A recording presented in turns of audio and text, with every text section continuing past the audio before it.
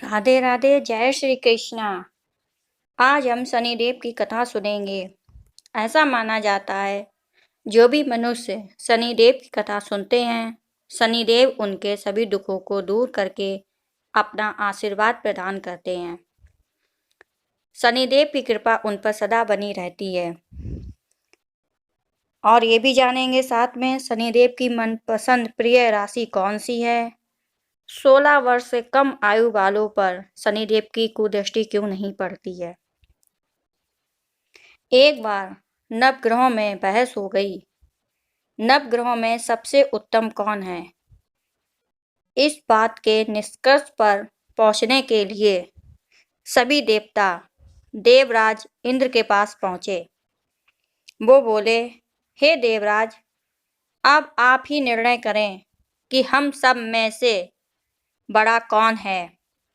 इंद्रदेव ने कहा कि मैं इस प्रश्न का उत्तर नहीं दे सकता। फिर सभी ग्रह पृथ्वी लोक में उज्जैनी नगरी के राजा विक्रमादित्य के पास गए।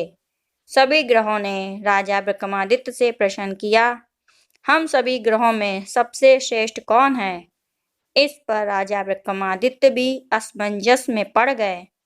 अगर किसी को छोटा या बड़ा कह दिया तो उन्हें क्रोध का सामना करना पड़ सकता है। इसी बीच राजा को एक तरीका सूझा।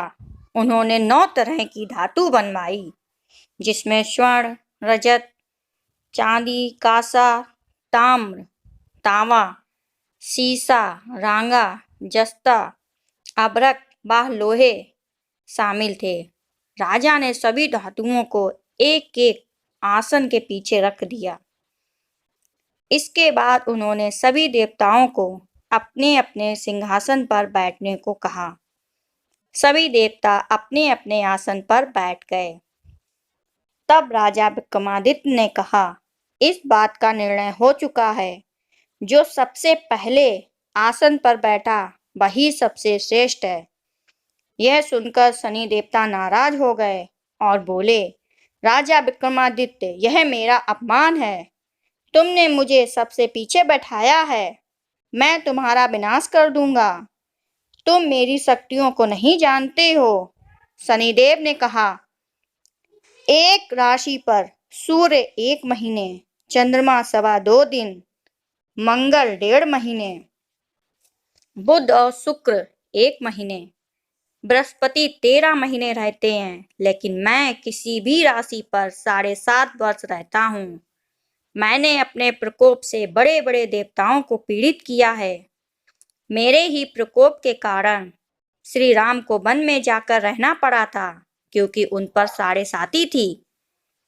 रावण की मृत्यु भी इसी कारण हुई। अब तू भी मेरे प्रकोप से नहीं बच पाएगा। शनिदेव बहुत ही क्रोध में वहां से चले गए। बाकी देवता खुशी खुशी वहां से चले गए। इसके बाद कुछ दिन तक सब कुछ सामान्य चलता रहा। दिन बीतते गए, लेकिन शनिदेव अपना अपमान नहीं भूले।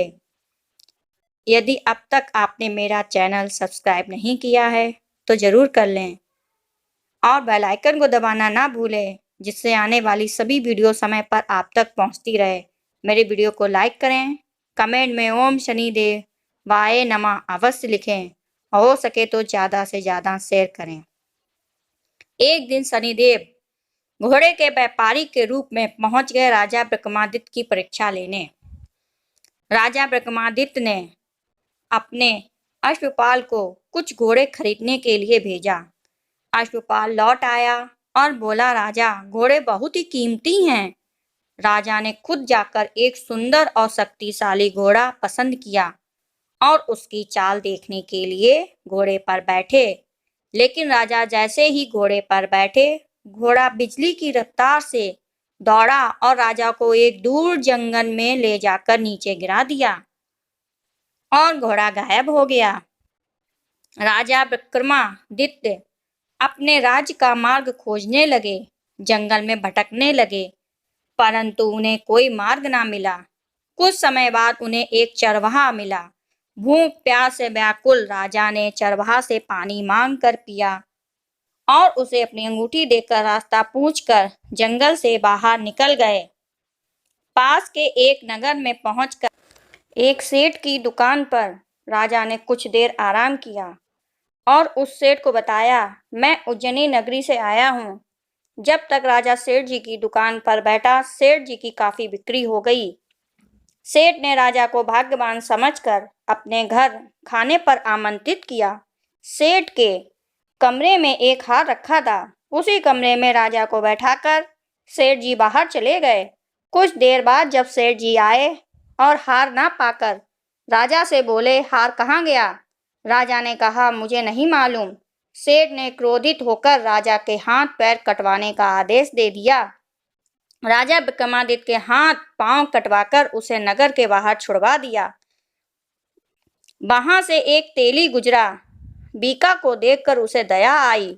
उसने बीका को अपनी बैलगाड़ी पर बैठाकर अपने साथ ले गया। उस समय तक शनि की महादशा समाप्त हो चुकी थी। एक दिन राज्य में वर्षा हुई। राजा वर्षा को देखकर गाना गाते हैं। उस राज्य की राजकुमारी तभी वहां से गुजरती है। मनभावनी ने उनकी आवाज सुनी तो उनसे ही विवाह करने की जिद कर बैठी। हार कर राजा ने अपनी बेटी का विवाह बीका से कर दिया। एक दिन शनिदेव ने राजा विक्रमादित्य को स्वप्न में दर्शन दिया और कहा, मुझे छोटा कहने का परिणाम देख लिया। तब विक्रमादित्य ने शनिदेव से क्षमा मांगी और कहा कि उनके जैसा दुख किसी को ना दें।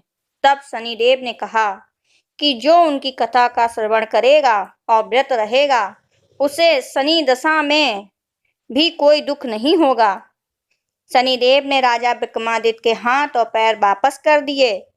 जब सेठ जी को पता चला बीका तो राजा विक्रमादित्य हैं, तो उसने उनका आदर सत्कार अपने घर बुलाकर किया और अपनी बेटी श्री कवरी से उनका विवाह कर दिया। इसके बाद राजा विक्रमादित्य अपनी दोनों पत्नियों मनभावनी एवं श्री कंवरी के साथ अपने राज लौट आए। उनके राज्य में उनका ढोल नगालों के साथ भव्य स्वागत किया गया। राजा विक्रमादित्य ने कहा कि उन्होंने शनिदेव को छोटा बताया था, लेकिन वे तो सर्वश्रेष्ठ हैं। तब से राजा विक्रमादित्य के राज्य में शनिदेव की पूजा और कथा रोज होने लगी। ज्योतिष शास्त्र के अनुसार तुला राशि को शनि की प्रिय राशि माना गया है। तुला राशि वालों पर शनि की विशेष कृपा रहती है। क्या आप जानते हैं शनिदेव ने ऐसा क्यों वरदान दिया कि वे 16 साल से कम उम्र के किसी व्यक्ति को परेशान नहीं करेंगे, उन पर उनकी कुदृष्टि नहीं पड़ेगी। पिप्पलाद ने शनिदेव को हराया था, जिससे शनिदेव ने अपनी जान बचाने का वादा किया कि वह 16 साल से कम उम्र के किसी को भी परेशान नहीं करेंगे।